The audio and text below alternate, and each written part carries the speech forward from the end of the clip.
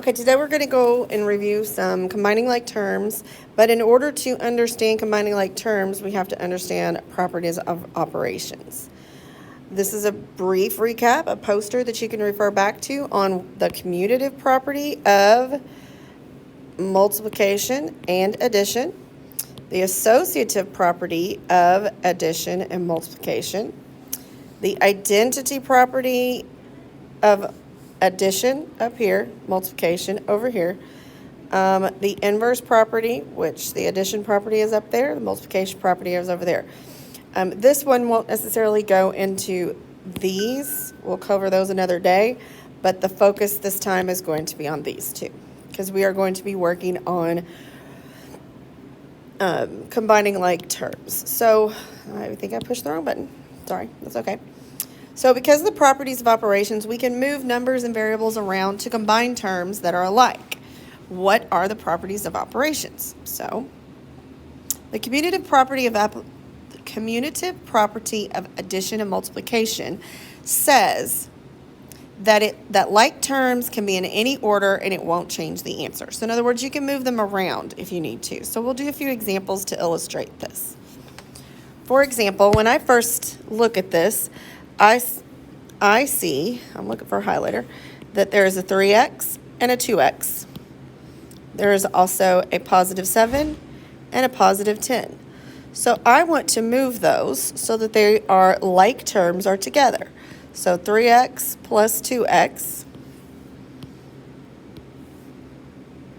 and the 7 and the 10. Why would you do that? Because at the end you will combine them all. Final solution for this would be to combine the terms. Ooh, I made that really big. Combine the terms. 3x plus 2x becomes 5x plus 17. The next one, you see 2x times 4x, and you see 7 and 2. So what we are focusing on, so what your exit slip is going to be, is combining those like terms, is putting them together. So that will be 2x times 4x times 7 times 2. Final answer would be 8. Nope, we're not even going to go into that. We're not doing that yet. This next one would be a little bit more difficult because it has a subtraction and another subtraction. Do you see it? So I'm going to rewrite this as 5x plus 5 plus negative 2 plus negative 2x. Now that I have made them both addition, I can then start combining in the same way, as long as I keep the negative sign with it. That's a little bit advanced, it's a little bit extra, but you know me, I like to be a little extra. So if I were to then rewrite it, it would be 5x plus negative 2x. I'm going to use yellow, but it's hard to see yellow. Plus, let's just make it black so you can see the colors. Plus 5 plus negative 2. We will stop there with those examples because on your exit slip, this is as far as I want you to go. This is as far as I want you to go. We're going to do more with this, but right now let's just make sure that we can rearrange and put things together. All right. Next one is the associative. So when I hear the word associative, it means like to associate. Like today I might associate with Miss Thompson. Tomorrow I might associate with Mr. Rolfs. I can always kind of move around. It doesn't change me or my answer.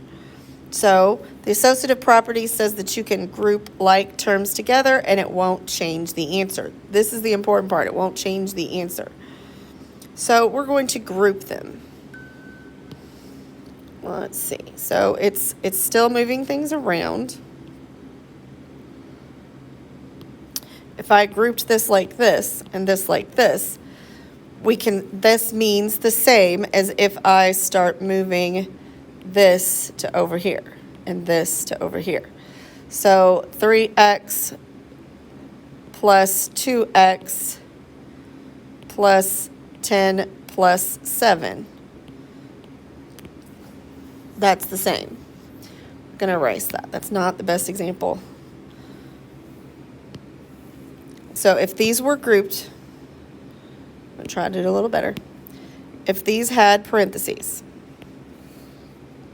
I could move those parentheses. So I could move the parentheses to 3x plus 7 plus 10 plus 2x. It's still the same thing.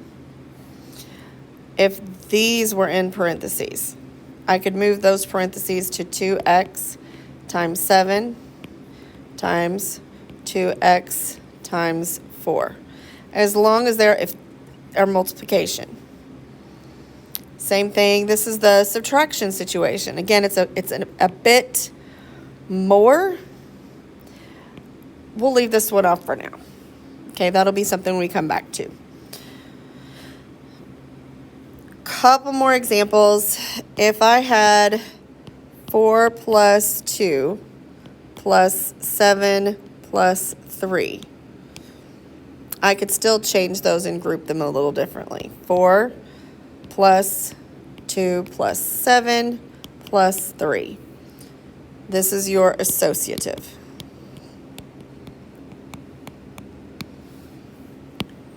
Your commutative explains why this could turn into 4 plus 3 plus 2 plus 7. Notice the answer is no different. 2 plus 7 is 9, plus 4 plus 3. My answer is 12, 17. Answer here would be 7 plus 9, which is, oh, I did my math wrong, 16. 16. So with that stated, I want you guys to make sure that you are doing the best you can. There is an exit slip on the page that I want you to check that's just checking in with a couple of these.